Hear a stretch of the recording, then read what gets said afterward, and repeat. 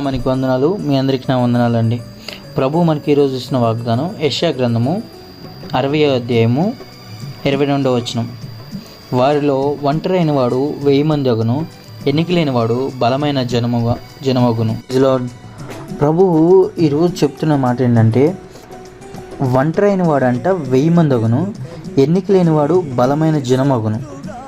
దేవుడు ఈరోజు మనకిస్తున్న వాగ్దానం ఎంత గొప్ప వాగ్దానం అండి. కీర్తన 91లో ఉంటుంది, నీ పక్కన 1000 మంది పడును, నీ కుడి పక్కన 10,000 మంది కూలిను, అపాయం నీ యొద్దకు రాదంట. కానీ ఇక్కడ ప్రభు ఏమని చెప్తున్నా అంటే, ఒంటరి అయిన వాడు. ఎవరమైతే ఒంటరిగా ఉన్నామో, అసలు ఒంటరిగా ఉండడం ఏంటి? అసలు ఈ ఒంటరితనానికి ఒక అర్థం ఉంటుంది. ఒంటరితనం ఏంటి, ఈ ఒంటరితనం ఎలా అనేది మనం చూసుకుంటే యెషయా గ్రంథంలోనే 51వ అధ్యాయంలో 2వ వచనంలో ఉంటుంది. ఏమని ఉంటుందంటే, మీ తండ్రి అయిన అబ్రహాము సంగతి ఆలోచించిడి, మిమ్మల్ని కన్నా శారాను ఆలోచించిడి. అతడు ఒంటరి ఉండగా నేను అతన్ని పిలిచి తిని, అతన్ని ఆశీర్వదించి, అతన్ని పెక్కుమంది అగునట్లు చేసి తిని. Praise lord. ప్రభు చెప్తున్నాడు, ఏమని అంటున్నాడంటే, అబ్రహాము గారిని పిలిచినప్పుడంట ఆయన ఒంటరిగా వచ్చాడు. సారాయ్ పిలిచినప్పుడు వాళ్ళు ఒంటరిగా ఉన్నారు. వాళ్ళు ఒంటరిగా ఉన్నప్పుడు ఆయన అతన్ని పిలిచినప్పుడు అనేక జనములకు ఆశీర్వాదకరంగా మార్చాడంట. పెక్కు జనంకి ఆశీర్వాదకరంగా మార్చాడు. అవునండి, ఆయన ఒంటరిగానే వచ్చాడు. తనతో పాటు తన బిడ్డలు ఉన్నారా? నా కుమారుడు ఉన్నాడు, నా కుమార్తె ఉంది అనుకున్నాడా? ఏమి అనుకోలా, ఏం లేరు, అసలు పిల్లలే పుట్టలే ఆ టైంలో. కానీ పిలిచినప్పుడు ఒంటరిగా ఉన్నాడు. తన అన్న కొడుకును మాత్రమే ఉన్నాడు, కానీ ఒంటరిగా ఉన్నాడు. తండ్రి కూడా దూరంగా వదిలేసి వచ్చేసాడు తండ్రిని. అలాంటి పరిస్థితిలో ఒంటరి అయిన వాడు ఎక్కువ జనంగా చేశాడు దేవుడు. ఎంతమంది జనంగా చేశాడండి. ఇసుక రేణువులంతా, ఆకాశ నక్షత్రాలంతా జనాలను చేశాడు.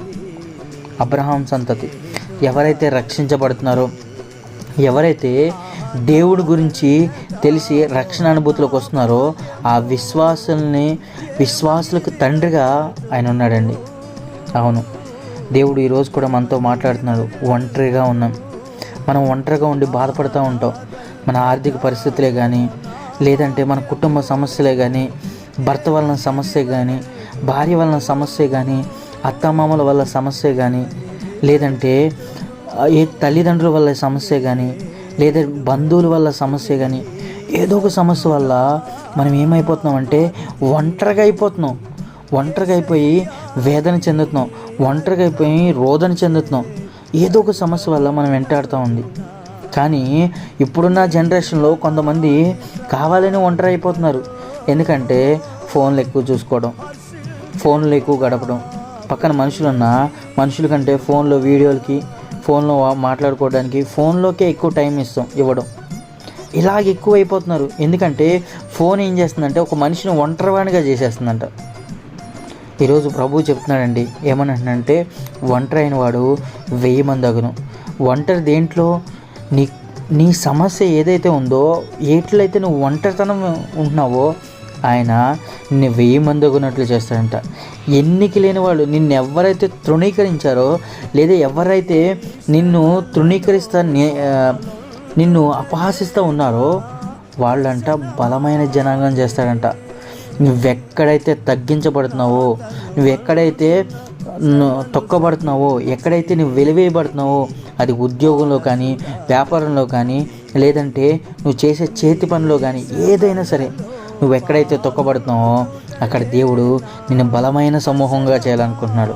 Praise lord. ఎంత గొప్ప దేవుడు అండి, ఎంత గొప్ప దేవుడు. దేవుడు ఈరోజు ఇచ్చిన వాగ్దానాన్ని నువ్వు చేత పట్టుకుంటావా? నువ్వు ఎన్నిక లేని వాడు కాదు, ఎన్నిక లేని వాడు కాకుండా బలమైన జనాంగం చేయాలనుకుంటున్నాడు. ఎన్నిక లేని బానిసత్వ బతుకు కోసం తీసుకొద్దాం అనుకున్నారు. యేసేపును బానిసగా చేసుకుందాం అనుకున్నారు. కానీ అక్కడ రాజు తర్వాత రాజు అయ్యే వ్యక్తిగా ఉన్నాడు. దానియేలుని, షడ్రక్ మెషక్ అబేద్నెగోల్ని వాళ్ళు తీసుకొచ్చినప్పుడు బానిసలు అనుకున్నారు. కానీ ఆ రాజ్యంలో ప్రధాన పాత్రలో ఉంచాడు దేవుడు. ఎందుకంటే చెప్తున్నానంటే మనం ఒంటరైన వాళ్ళమే, ఎన్నిక లేని వాళ్ళమే, కానీ దేవుడు బలమైన జనంగా చేయగల సమర్థుడు అయిన దేవుడు. రూతు వచ్చింది, నా జీవితం ఇంకింతే, నా జీవితం అయిపోయింది అనుకోలా. ఓర్పు లేకుండా వెళ్ళిపోయింది. దేవుని సన్నిధిలో వచ్చే ఆశీర్వాదాలు, దేవుని సన్నిధిలో వచ్చే మేళ్ళు ఓర్పు లేకుండా వెళ్ళిపోయింది. ఆ అధ్యాయంలో ఒక్క లైన్లో వరకు మాత్రమే ఉంది. కానీ రూతు తన పేరు మీదే గ్రంథం రాసే విధంగా ఓర్పుతోనూ సహనంతోనూ దేవుడిచ్చే ఆశీర్వాదాల కోసం ఎదురు చూస్తా, ఆయనతో గడుపుతా, ఆయనతో ఎక్కువ చూసింది. అందుకనే యెహోవా రెక్కల నీడ కింద వచ్చిందండి. కాబట్టి దేవుడి ఆశీర్వాదం ఎలా ఉందంటే ఎన్నిక లేనిది, వెలివేయబడింది, త్రోసివేయబడింది.